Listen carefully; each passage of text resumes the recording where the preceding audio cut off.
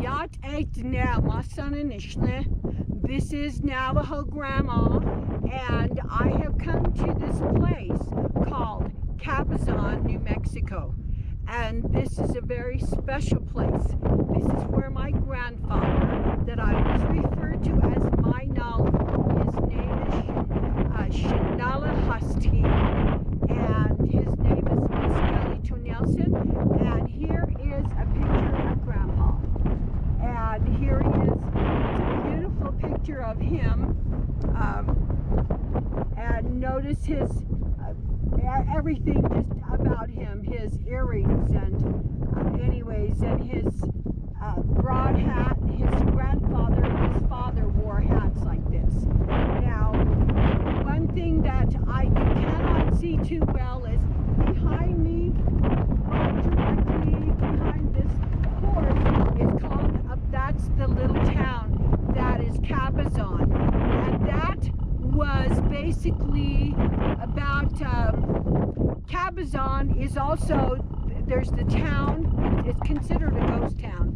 And then over here to my left is the Cabazon Peak. And I will tell you, in Navajo, Cabazon means Senajin. And in Spanish, it means a stubborn, big-headed. It means stubborn and big-headed. Basically, the Cabazon Peak is a volcanic plug. It's 7,785 feet in elevation. And Cabazon is one of the original towns on the old Rio Puerco River. In the 1870s, it was a coach stop before you got to Fort Wingate, which is directly down that way. That's west. It had saloons. It was had a blacksmith shop. It had stores that was run by Richard Heller, who was a prominent citizen, and he died in 1949.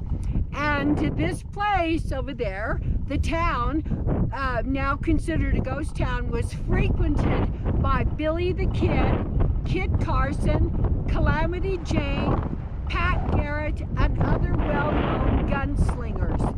And so it's quite a town.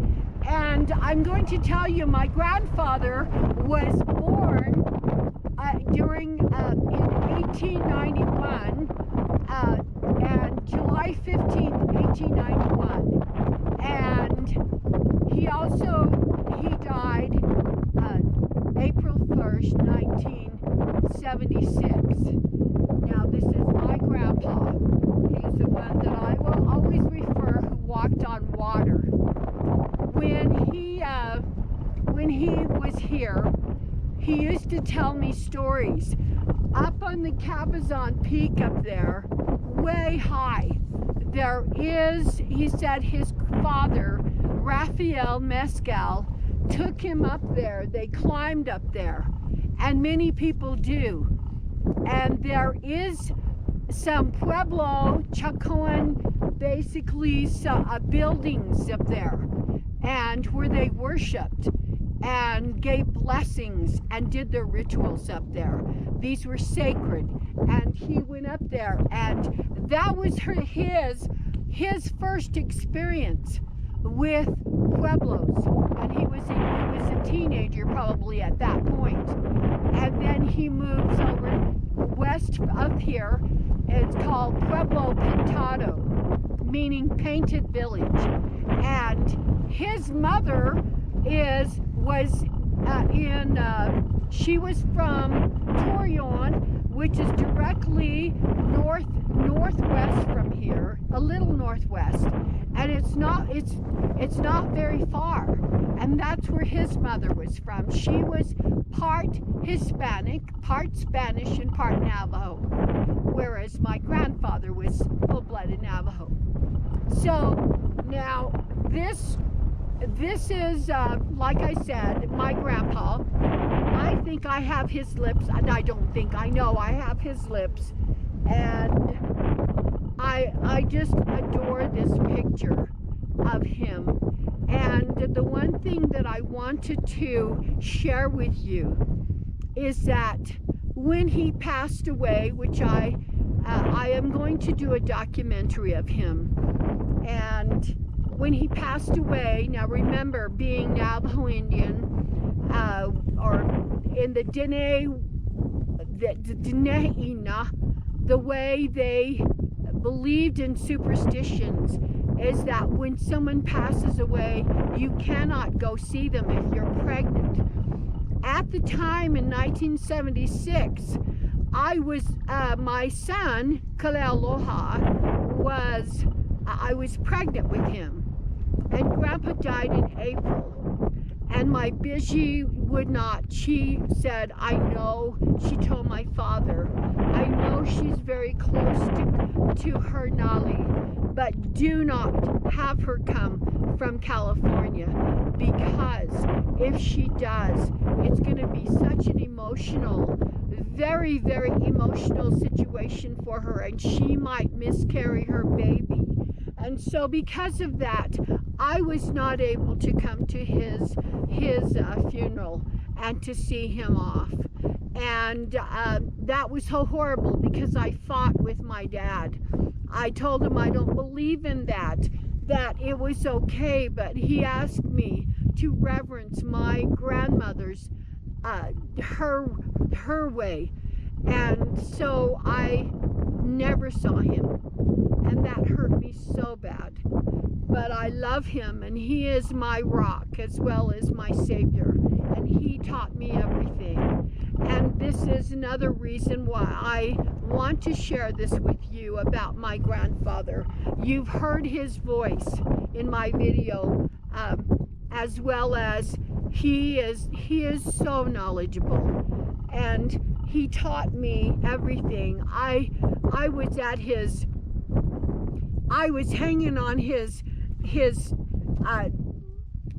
leg 24 hours a day, if not my grandmother's skirt, and they were everything to me. And I was taught by him to learn about life. And he, as I give this documentary about his life, the reason I'm doing this is because here is an example.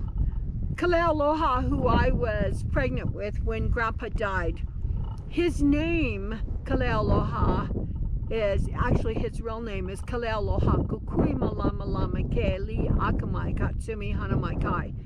And his name, Kalealoha, means a light unto the world.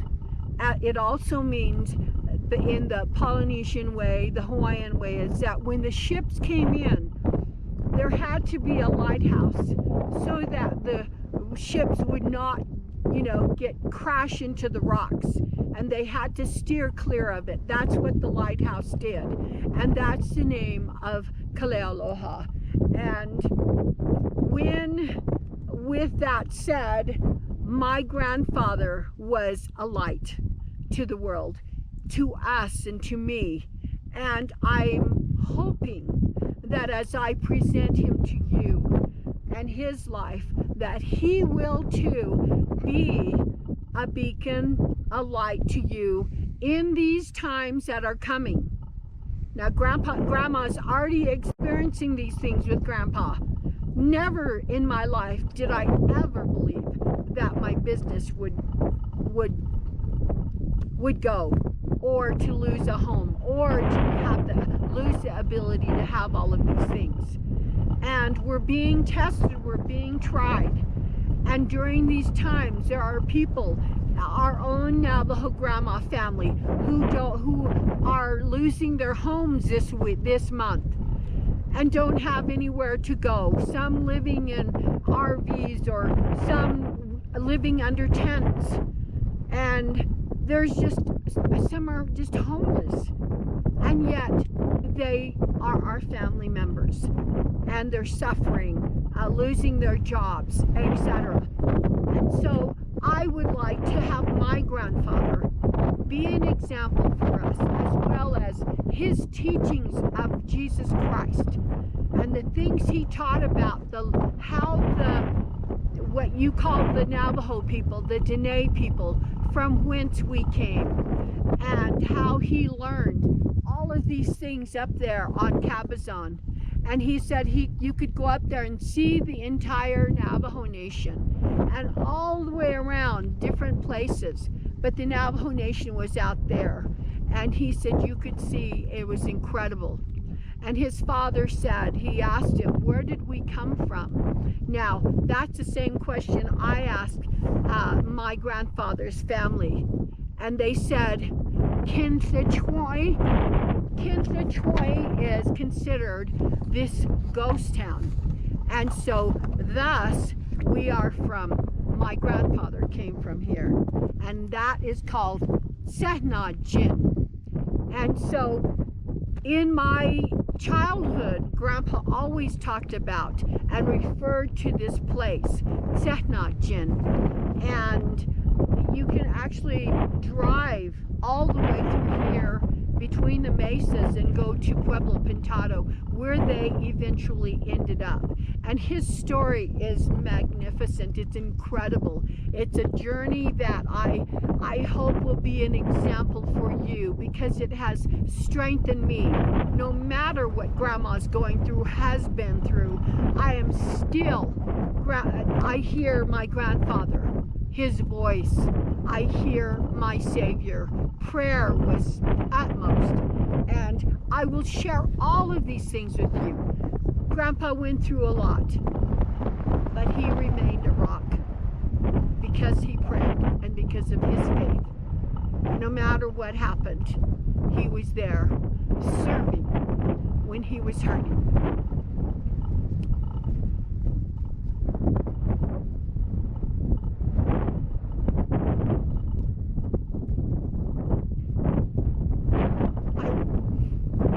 I will share with you his life.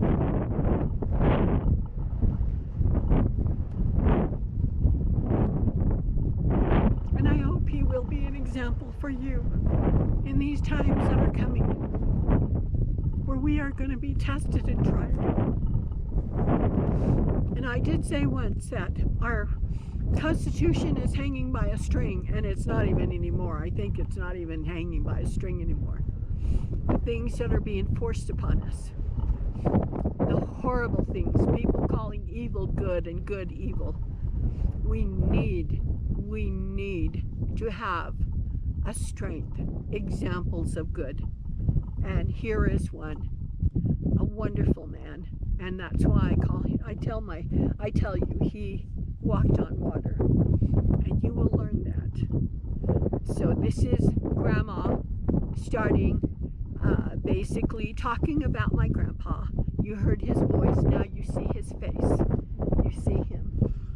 He's a wonderful man.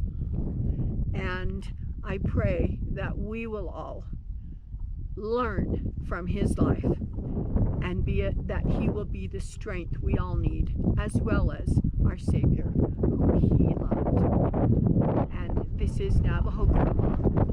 Thank you for everything. Thank you for listening. Please share and subscribe. These are stories that we need to have of our family and our genealogy of our ancestors to help us in these last days. I pray for all of you with love from Grandma. And I will see you again in the next video starting the documentary.